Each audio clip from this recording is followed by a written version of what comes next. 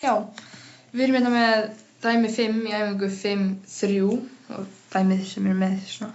Við erum með A í 5. veldi og B í 3. veldi. Svo fyrir neðan strik erum við með A í 4. veldi og B í 7. Já, og til þess að reikna þetta þá ætlum við að gera svona, halda áfram hérna, ekki fyrir neðan. Og þá erum við með þetta, við ætlum að færa dæmi hérna upp á strik.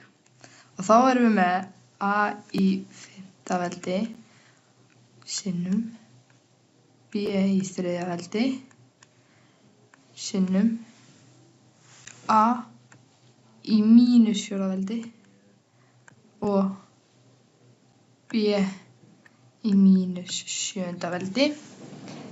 Já, og svo ætlum við að gera svona A í veldi 5 -4 og B í veldi 3 -7. Já, og við fáum þá úr þessu A í 1. veldi og B í -4. veldi. En við viljum ekki hafa B okkar í -veldi, þannig við ætlum að setja það svona undir strik og við veitum að A í 1. veldi er bara A. Setjum svona A. Og svo færum við B fyrir neðan strik svo við fáum +veldi. Og þá er svarið okkar A og B í 4. veldi. Já.